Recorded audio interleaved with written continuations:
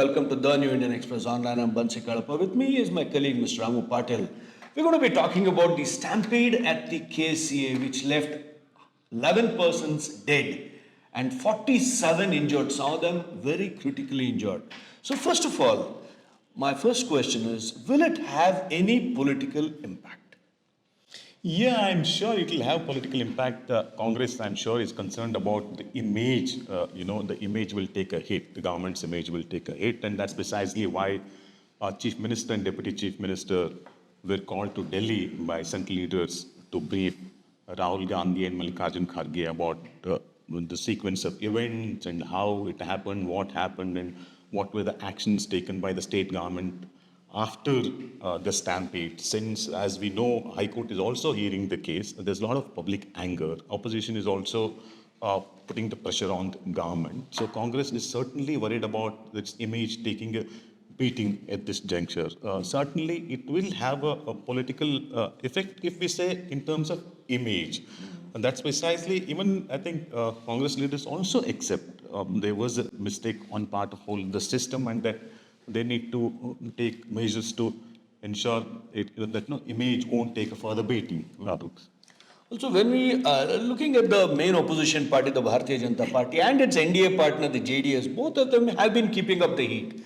Mr. Kumaraswamy has been critical about the government and its functioning right from June 4th, when the incident occurred. From then, we have seen Mr. B.Y. Vijayendra, the party president, Mr. R. Ashoka, who is the opposition leader, and Mr. Chelwadi Narayanaswamy, opposition leader in the upper house. They have kept up the heat. Yeah. And they have continuously targeted the government and said there needs to be more transparency on this. True. Just look at the events, how they unfolded. On 3rd was a final of IPL match. After RCB won the title, after 18 long years, there were celebrations all over Bangalore that entire night. That was a fan following RCB as in Bangalore. Next day morning, there was a celebration event. There were two events. One is at Vidhan Sauda, other one is the stadium. I'm not sure why there was a need for two events at such a short Within 1.5 kilometer virtually of each other. 1 kilometer each other on the same day, just the next day of the match. When Vidhan Sauda program was going on, there was a stampede near the stadium. Apparently, same was not told about it. Officials, I don't know how it can happen in the system, but same was not told about it. And then, unfortunately, even the event at the stadium went on even after the stampede. Deputy Chief Minister Mr. D.K. Shivakumar is on record to say after the stampede, he goes to stadium to ask them to immediately stop the event. He asked them to stop the event in 10 minutes. Of course, the program was cut short in 10 minutes. Post-stampede, next day in the cabinet meeting, it was discussed at length, and government took a decision to suspend senior police officers, including Bangalore City Police Commissioner. Which is unprecedented. Unprecedented. Bangalore City Police Commissioner is the Additional Director General of Police rank officer, very senior officer, Mr. Nayan, and he was suspended. Who has an otherwise impeccable record. And was supposed to be an extremely efficient officer. Yeah, Bangalore Police is a very professional force, known for its professionalism across the country. 5 police officers were suspended. Political Secretary to Chief Minister, Mr. Govind Raj, was relieved from his responsibilities. Government took serious measures. But what opposition is saying, it's not just the police and others. CM and Deputy Chief Minister and Home Minister should take the responsibility for the stampede that claimed lives of 11 people. And organizing the event at such a short notice, when I think police should have been given more time, it should have been well-coordinated thing. That's precisely what is the opposition demand. They are asking for Chief Minister and Deputy Chief Minister resignation, and they're keeping up the pressure. Absolutely. So yesterday they have visited the houses of the victims. They have written letters, they have protested, and they virtually kept up the pressure against the government. Yeah, they have kept up the pressure. Yesterday, as I rightly said, they went to victims' houses. From the day one, they went to hospital, they went to victims' house, and on 13th, they have a massive protest at, BJP leaders are claiming that they will have a massive protest at Freedom Park in Bangalore, demanding Chief Minister's resignation. For an opposition, if opposition feels it's a very potent issue to put the pressure on the government. Also, when we look at the government itself, the government, immediately they ordered an inquiry by the district magistrate. Yeah. The term of that inquiry, they said, was about 2 weeks or 15 days. Yeah. There is also a judicial inquiry by Justice Michael D. Kuna, who's a retired High Court judge. The 10th time of that inquiry is 30 days. There is also a CID inquiry, Criminal Investigation Department inquiry, which is also going on. In addition to all this, the local police have to routinely inquire into it. Yeah.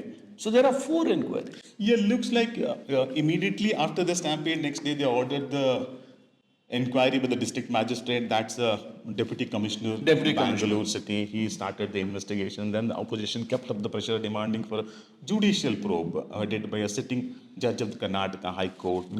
Then the matter came up in the High Court also simultaneously. And then I think government in the cabinet, they took a decision to order a probe by retired Karnataka High Court judge. And also the CID is also probing. Yeah, multiple probes, parallel probes are going on.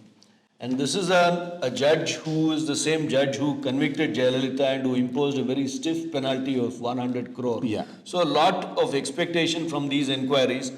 Also, if we look at the overall issue of the Congress appears to be on the back foot. And Congress, in their desperation, they said Morbi accident happened where about 130 lives were lost. They also pointed out that Kumbh Mela, there was a stampede where on a lower estimate it was 30 and higher estimate I think BBC reported about 70 plus.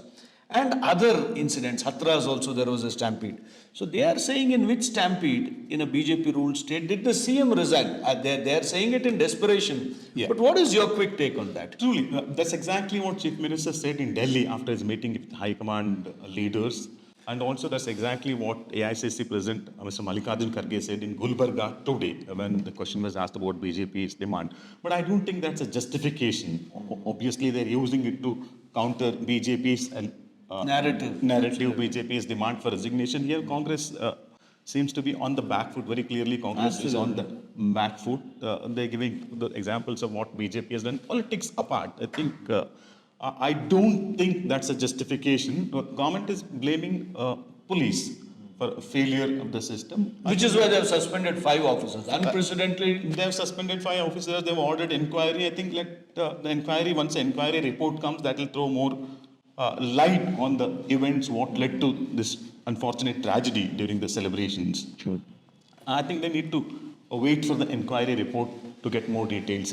Well, the government on its part, when the pressure was very high, there was talk, there was a buzz within the government that they might go in for a cabinet reshuffle. And there was also talk that Home might get a new minister. There was talk and counter statement, Mr. Parameshwar and who is the present Home Minister is making a statement. The other rest of the government making a statement. Mr. D.K. Shivkumar also hinting at a cabinet reshuffle. So overall, what is your quick take on this? No, I think what CM, Deputy CM and AICC President said after the meeting, they're saying there is no proposal for cabinet reshuffle or change of portfolios as of now. And Mr. Parameshwar also made it very clear that he has not discussed change of portfolio or anything with CM as of now. He said all those developments are speculations. As of now, I don't think they'll go for any major changes in the cabinet. Obviously, Congress will be concerned that will send a wrong message now. Absolutely. It's already on a back foot. If they change the Home Minister, then it's almost like an acceptance of guilt that we have erred and we have made a mistake.